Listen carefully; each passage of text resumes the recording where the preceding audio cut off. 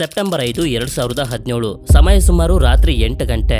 ಗೌರಿ ಲಂಕೇಶ್ ಅವರ ಮನೆಯ ಮುಂದೆ ಒಬ್ಬ ವ್ಯಕ್ತಿ ಯಾರಿಗೂ ವೆಯ್ಟ್ ಮಾಡೋ ರೀತಿ ನಿಂತಿರ್ತಾನೆ. ಅದೇ ಸಮಯಕ್ಕೆ ಗೌರಿ ಲಂಕೇಶ್ ಅವರು ಕೂಡ ಆಫೀಸ್ ನಲ್ಲಿ ಕೆಲಸನ ಮುಗಿಸಿ ಕಾರ್ ನಲ್ಲಿ ಮನೆಗೆ ಬರ್ತಾರೆ. ಇನ್ನೇನು ಇವರು ಮನೆ ಡೋರ್ ಅನ್ನ ಓಪನ್ ಮಾಡಿ ಒಳಗಡೆ ಹೋಗ್ಬೇಕು ಅಂತ ಅನ್ಕೊಳ್ಳೋಷ್ಟರಲ್ಲಿ ಇವರ ಮನೆ ಮುಂದೆ ನಿಂತಿದ್ದಂತ ವ್ಯಕ್ತಿ ಇವರ ಮೇಲೆ ಗನ್ ಫೈರ್ ಅನ್ನ ಮಾಡ್ತಾನೆ. ಅದೇ ಸಮಯಕ್ಕೆ ಮತ್ತಿಬ್ರು ಕೂಡ ಬೈಕ್ ನಲ್ಲಿ ಬಂದು ಶೂಟ್ ಮಾಡೋದಕ್ಕೆ ಶುರು ಮಾಡ್ತಾರೆ. ಸುಮಾರು 7 ಬುಲೆಟ್ ಗಳನ್ನ ಶೂಟ್ ಮಾಡ್ತಾರೆ. ಅದರಲ್ಲಿ 3 ಬುಲೆಟ್ ಗಳು ಗೌರಿ ಲಂಕೇಶ್ ಅವರಿಗೆ ಬಿದ್ದು ಸ್ಪಾಟ್ ನಲ್ಲೇ ಡೆತ್ ಆಗೋಗುತ್ತೆ. ಹಾಗೆ ಇವ್ರು 3 ಜನ ಕೂಡ ಬೈಕ್ ನಲ್ಲಿ ಎಸ್ಕೇಪ್ ಆಗೋಗ್ತಾರೆ. ಇದಾದ್ಮೇಲೆ ಪೊಲೀಸರು ಇಮಿಡಿಯೇಟ್ ಆಗಿ ಅಲರ್ಟ್ ಆಗಿ ಗೌರಿ ಲಂಕೇಶ್ ಅವರ ಮನೆಯ ಸಿಸಿಟಿವಿ ಕ್ಯಾಮೆರಾದ ಆಕ್ಸೆಸ್ ಅನ್ನ ತಗೊಂಡು ಇನ್ವೆಸ್ಟಿಗೇಷನ್ ನ ಸ್ಟಾರ್ಟ್ ಮಾಡ್ತಾರೆ.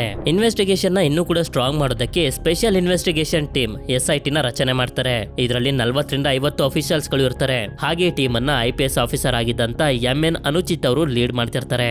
ನಂತರ SIT 2018 ರಿಂದ 2020 ಒಟ್ಟು 18 ಆರೋಪಿಗಳನ್ನ ಅರೆಸ್ಟ್ ಮಾಡ್ತಾರೆ.